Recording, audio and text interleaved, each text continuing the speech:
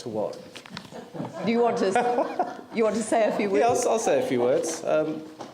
First of all, I'll say I think this is an excellent submission. It covers a lot of the important points. It was interesting, I was reviewing some of my notes while I was away the last couple of weeks, and I came across this meeting on the 14th of February 2014, it's nearly 18 months ago. This is where I kind of go, I told you so. And it was a short presentation I did to the board of the Treasury that were down here meeting for the day. And I had said to them it was a good opportunity for council to talk directly with the Treasury board. And I said we have a plan of action. It was a 5-point plan. And I'll go through it. One was transparent finances, which I think we've delivered on in terms of explaining our financial position and understanding what it is. The second was an upgraded insurance process and risk management plan, which is something that we're working on. The third was a review of our investments, which we've done. The fourth was a new investment and delivery agency, which we now have in place. And the fifth was a transitional plan to take full responsibility by 2016. And I think that is where we are at, and I think we pretty much delivered on those 5 points. And I think the important thing is, in terms of the formality of a submission on the government's transition plan, is about taking responsibility. Now, that doesn't mean that we're not going to work with the Crown on an ongoing basis. We will. And I also put down here, we want to operate with the 3 C's, certainty, communication and collaboration, and we want to be working with the Crown. But I think what this is about for the city is about self-determination and agency, and allowing the people to now, as we've been through the response and the recovery process, that regeneration is very much a locally driven process, which is people-led, community-led. And I think the submission is excellent in the way that it crafts that, in the way that it explains regeneration as something more than just physical aspects, that it is about the social, the cultural, the creative capital that we're trying to create for the city for the future. And that as long as we're leading it on behalf of the people, then I think it's the right way to go. Very good. Glenn. Thank you. And just picking up on what Raf said there, on behalf of the people, my view on this is that not only is the council ready, the people are ready, and we are the people, we come from them. And I note on page 13, it says recovery needs to be owned and led by local communities and institutions. And I think that this is where the heart of this lies. For some time we've been living in the tension between a power that is top down and a power that is springing from the ground up. And out of that tension, that rub, has come a lot that is creative, which we've seen in the long-term plan. And I think of many of the proposals around the Avon or Takaro River Corridor, for instance. I built a wee roof garden for one of our daughters at home. It's a surprise. And the bulbs are starting to... It won't be now. Yeah, well, the bulbs are starting to shoot through. And like the coming spring, the bulbs of new growth, I think, in our city are unrelentlessly, and have been actually for some time, pushing their way up from the ground. And it's time to let those bulbs spring up, to let them grow and not be overshadowed, to let them flourish. One understanding which I am drawn to over vision is of vision, meaning a preferred future. And in my mind, this is one where the city prefers as the people to run their city, and to do this by holding us, their elected representatives, accountable at all times, and as electors holding us accountable every 3 years. We heard about the paradigm shifts in our society, I think, from Kevin Roberts at the LGNZ conference. He talked about moving from attention to participation, information to inspiration, interruption to interaction, and return on investment to return on involvement. He also said it's difficult to get ideas past the abominable no man. So we said we were going to be a can-do council from the word go. So let's support this submission, and I think foster a city where the council says yes, and in turn enables the people to have their ideas and come through and do things as well. So I'm right behind this. Picking up, Raf talked about sovereignty. tino rangatiratanga, and to me that's the sovereignty and it's the partnership. So it's the partnership with the Crown, bound up in that sovereignty as well. Thank you. Yanni. Thank you. I welcome the opportunity to make some comments on the submission. I think the general thrust of the submission is excellent. It is talking about transitioning back to a local democracy, and I also think it is really looking at some of the more fundamental issues. And really that's a transition from an exclusive city to an inclusive city. A transition that addresses that we're actually in a dynamic process, not a fixed process, and that there is a need for a new vision and platform grown from the grassroots of our communities and of our citizens, not from, as we've seen, not from the other way around.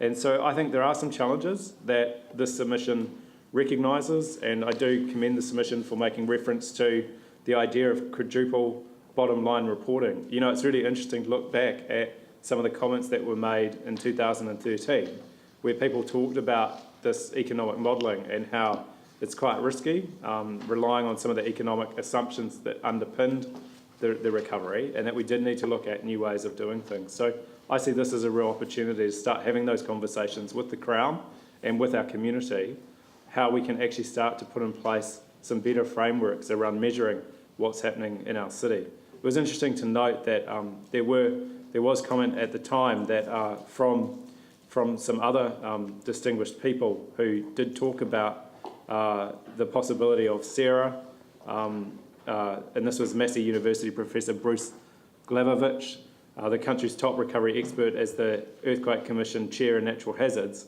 saying one of the challenges is how Sarah is going to capitalise on local culture and knowledge, and how is it going to mobilise local capacity to rebuild, and how is it going to enable local communities to make choices that will build safer and more sustainable communities. So, you know, when you reflect on what people have said previously, you now welcome the opportunity finally, I think, to start to have those conversations and to actually start thinking about how we do it. I think that the other big question that's raised through this submission is, how do we turn a blueprint back into share an idea?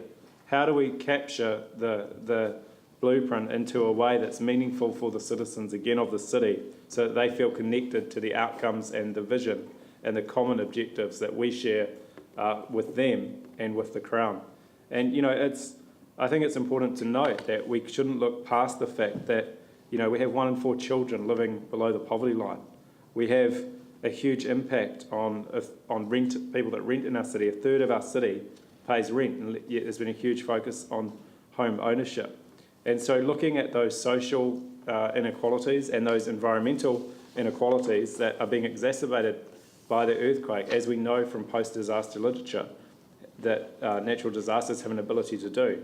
How do we address those? And there is reference in here to the fact that any sort of commercial regeneration agency or development agency does need to think about those things. It needs to be seen as being, as I said, an inclusive opportunity rather than just another set of exclusive decision making.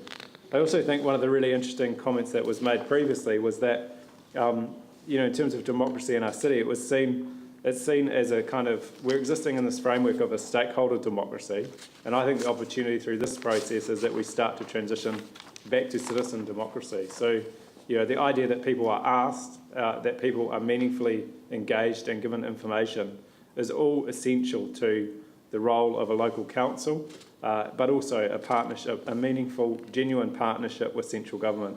And I do endorse the Mayor's comments that, you know, the scale of the disaster that we face is so huge, and it isn't just about what Christchurch can do, it is about how we work constructively with government, acknowledging that we do need their support and their help. And actually this is New Zealand's problem, not just Christchurch's problem. So we do need to, I think, be mindful of how we work collaboratively together, but that shouldn't be at the expense of our sovereignty. And I think that's one of the key points that this submission document makes, is that you can retain your sovereignty and you can have constructive relationships with the Crown and with the various partners in the recovery. So thank you for the work that you've put into the submission. I look forward to us having the opportunity as this process progresses to address some of those things that we know that are having a huge impact on our local communities and giving them an opportunity to actually share our vision for the future and feel part of it rather than excluded from it. Paul, then Phil. I first of all want just to thoroughly endorse the comments made by the fellow councillor. Really interesting comments. Some of them, really express exactly how we feel as a council and how we want to take this forward. But from a grassroots perspective, Christchurch actually became rock stars in the transitional sense. We did. And we, the people, actually created and adopted the new term, the new normal. And we now challenge other cities that are facing challenges to find their new normal. And I think it's part of actually who we are. From the grassroots, we came out through all this disaster and suffering, and it was citizen-led.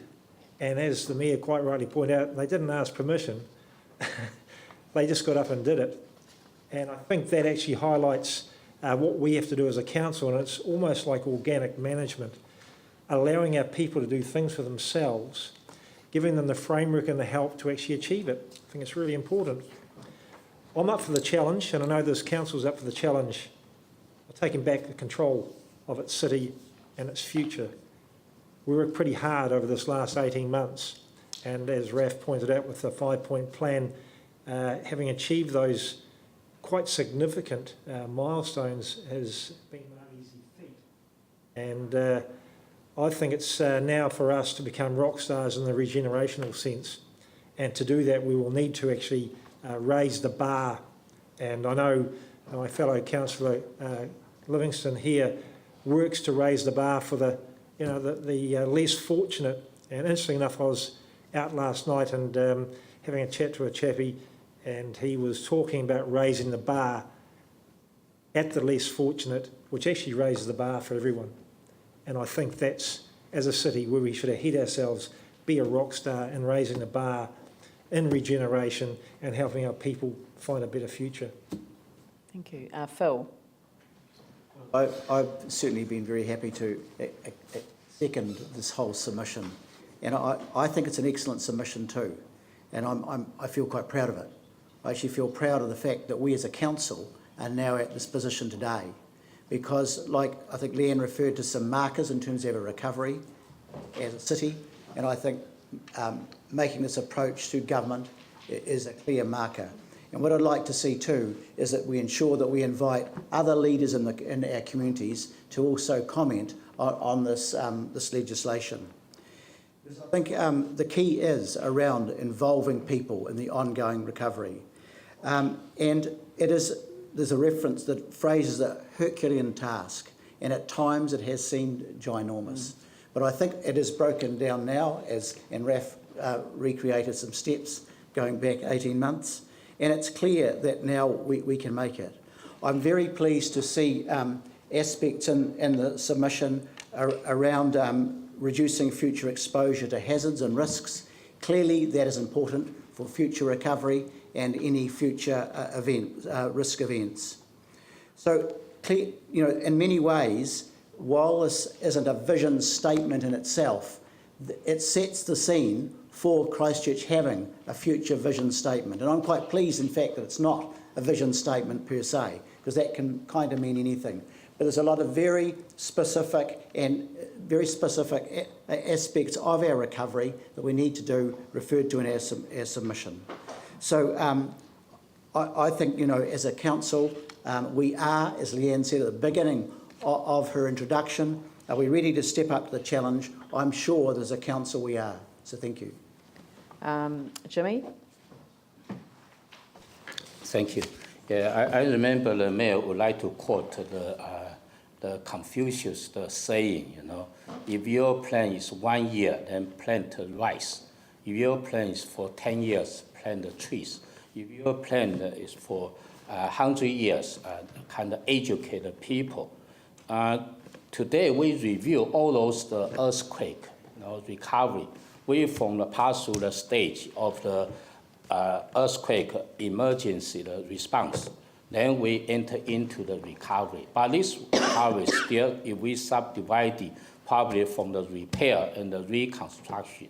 But right now, we are all aware we enter into the final stage. That's regeneration. I'm based on this document, particularly mention this the regeneration is kind of re-image, in our future. But I'm a Christian. I also would like to, define that this kind of regeneration is actually the rebirth and also the transformation. It means it's a total different from the before the earthquake, total change our original image. So it's a long way to go. I went to the China with the mayor and our delegation. We admire the China earthquake recovery. We all admire they are so quickly, so progress so well. Especially we have a site visit to the Wenchuan, China. They all done everything. But this time when Guangdong, the urban design innovation team, they visit us. I have an opportunity to chat with them. I talked to them. All the process have have your say. Create idea. We create 100 and 1,000 or 600 idea. They also admire us because all the plan, is for the future probably 100 years. Because last time we established planning this the cities back to 160 years ago. But right now we prepare for the tomorrow, for the next generation, next centennial, the kind of the plan. So there's a kind of a long way to go. But we still need to take time to review what is our vision, what is our goal. It's actually, this vision is not the individual vision. This goal is not our individual separate goal. Actually, it's the same vision and our common goals. Probably we all aware or agree, we would like to, to rebuild, regenerate this city. It's the safe, it's a greening, it's a vibrant, it's an attractive city. To make the people who like to stay in here, to visit here, working here, running a business in here, even die in here.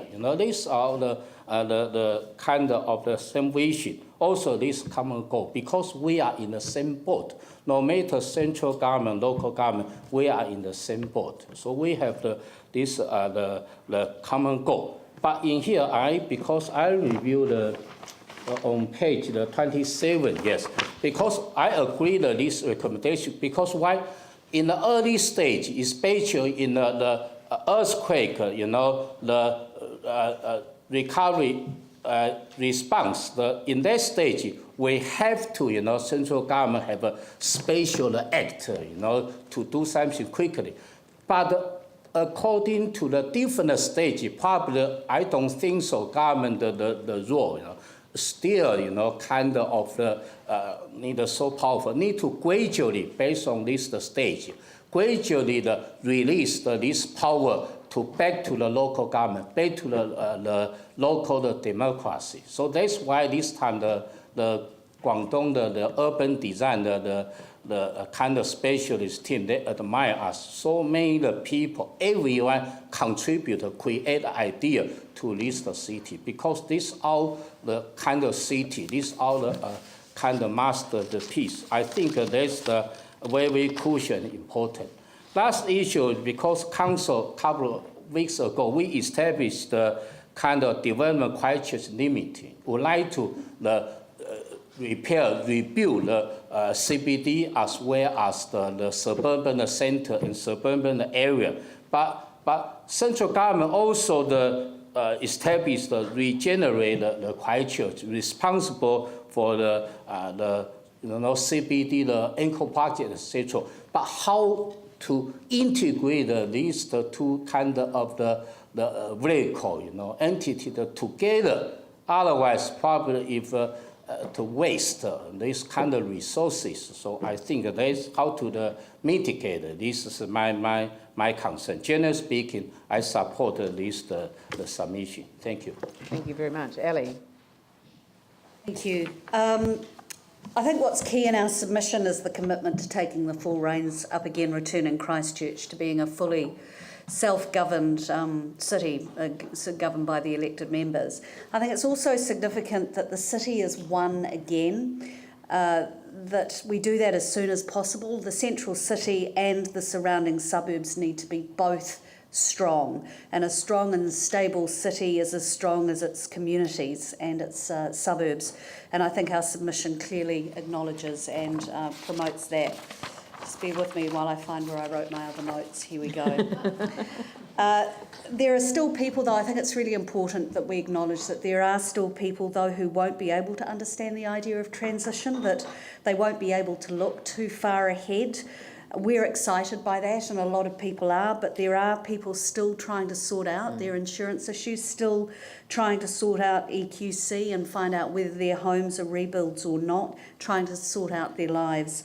And we have to continue to help them and remember that not everyone is in the same place. I'd also like to encourage people to put in their own submissions. This is a really important document. This is your city, our city, and it's important that you have your say. I believe around 70 submissions have been received already by Sarah, so that's a great start. So 30th of July is the deadline. It's just a quick ad.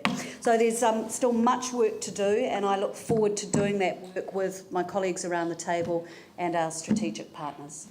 Great. Pauline? Great, thanks, Sally.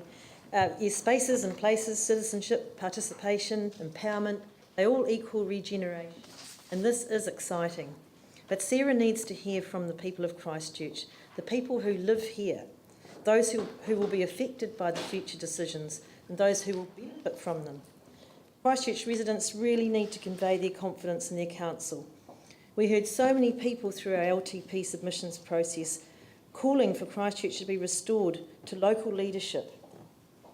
We heard this loud and clear, so I encourage those people to step up now and go to the Sarah website and make their submission to pass this message on. In fact, I plead with them to do that. To transition from central government leadership and power, if you like, to local government will be, in the words of the Mayor, a huge step change. Our communities want and need to feel empowered. We need to balance out the central city and the suburban needs to enliven Christchurch. We heard that from our LTP as well. This council feels ready. I know we're ready, and I think the Christchurch people are confident that we will create a positive, working, true partnership model to achieve the representation of Christchurch. This council, Regeneration of Christchurch, and this council has shown we recognise and value the skills and talent and creativity and leadership that we have in the people who live here. We are able and willing to engage with them to empower and thus create resilience.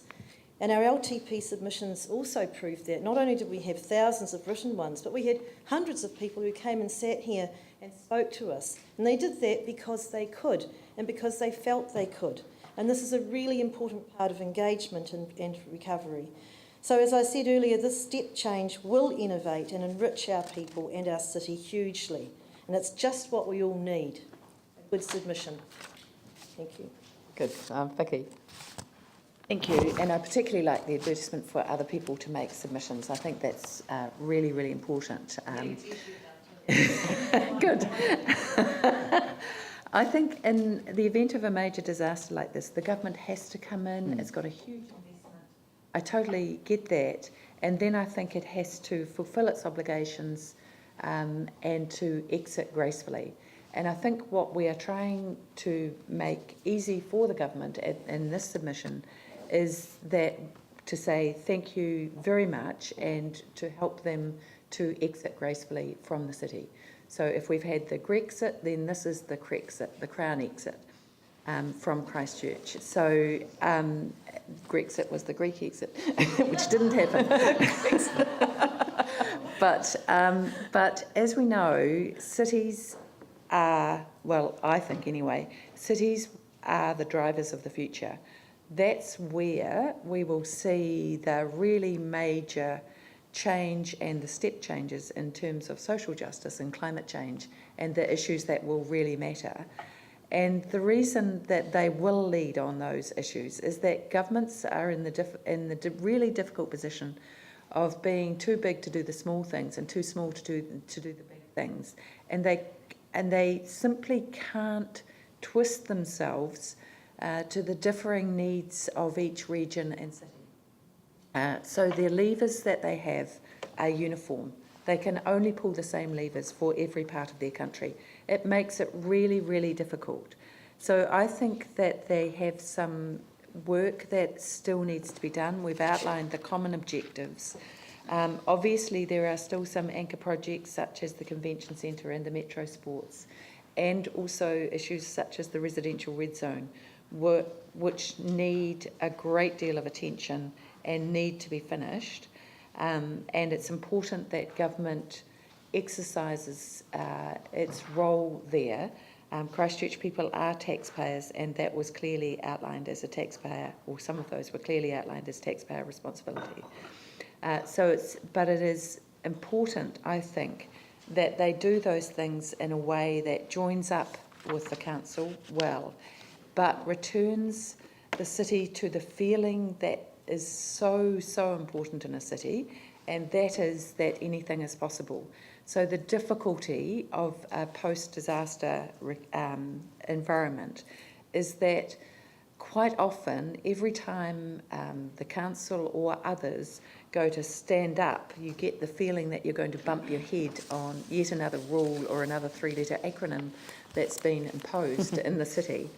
And I think we're probably at the point, we're well past the point, where we actually want to stand up properly and not bump our head on any new government-imposed three-letter rule or three-letter acronym or entity that, or new thing that limits the power of the people in the city. And I think the best asset that this city has always had and will always have is the people who live here. And that's why it's really important that people make submissions on this, that not only does the city get control back for the city, but the way in which we learn from this disaster is about much more, as the Mayor has said, much more sharing of power and much more helping people to do the things that they want to do rather than centralisation of power. Because I think some really good, amazing lessons will come out of what we've been through that will change the nature of governance and doing in Christchurch for years to come. And this submission is a great start. So, anyone else? All right, I'll just conclude then. I just thought I'd remind people that the government's transition recovery plan was informed from the work of the Advisory Board on Transition, and that they made a couple of statements that I just think are worthwhile remembering. As we move towards the regeneration and renewed development of the city, the next 5 years are very important. In 5 years' time, we hope the people of Christchurch City and Greater Christchurch have a strong sense of ownership and pride in the regeneration of their city and region. So, ownership and pride. We want people to feel optimistic about the future. We want them to be surprised and delighted by the progress they will see and experience. We want the people of Greater Christchurch to be living the lives they want to be living. And, you know, in some respects, that language speaks to everyone, because living the lives you want to be living speaks as much to somebody who's 85 years old as it does to somebody who's 12, you know, so it just really does pick up the spectrum.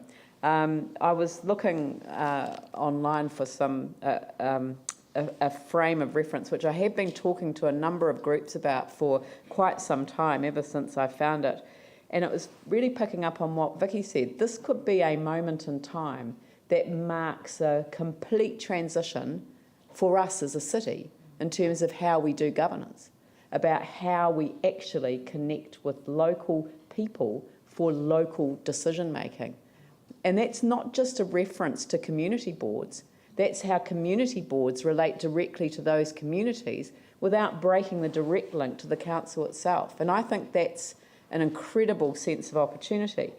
And a lot of work's been gone into thinking about what it's like as what the future is going to be like when you don't know as a government and whether that's central or local government, when you don't know what's going to happen when. All you can expect is the unexpected, and that is incredibly hard. And the only way that, as a government, you can prepare for the unexpected is to prepare your community to be ready. That's all that you can do. And that changes the entire nature of the relationship between a council and its communities. And I mention this because there's been a lot of writing done on the subject of how citizens have lost their status as citizens. They're ratepayers, they're taxpayers, they're consumers, they're purchasers, and it's all very on the receiving end. As a citizen, you have a status, and that is what we need to reclaim. And the role of government changes when you think about people not as ratepayers, but as citizens. And what that does is that governments become these, and I love these phrases, enablers within a framework of collective responsibility. So enablers. Partners who use their power and that of the state to support the contributions of others. Partnership, depending as it does on trust, goodwill and mutual respect. Facilitators who convene citizens and organisations to build communities of purpose. Purpose. Collaborative actors who work with others to coordinate decisions and to achieve concerted actions. Stewards of the collective interest with the power to intervene and to course correct when the public interest demands it. We're the stewards of the collective interest. That's the difference between individual interest and collective interest. We're the stewards of the collective interest, and we do need to step in when the collective interest can't be protected, when the public interest demands it, and then leaders to achieve convergence and that common sense of purpose. It's probably a bit risky to end with confirming Councillor Livingston's comments about Kevin Roberts speaking about Kevin Roberts speaking at the local government New Zealand conference. But I had another quote from him, but it's a high risk one because I haven't got an end to it. He also said that Martin Luther King did not begin that great address with the words, "I had a vision statement." He had a dream. And I'm not going to tell you what my dream is, because it is the collective dream that we represent around this table and something that we are about, well, I believe, on the verge of being able to really engage with our communities over. So I'll just leave it on that note, and I will put the motion. All those in favour say aye. Aye. Those opposed say no. That's carried unanimously. Thank you. And on that note, I'll declare the meeting closed.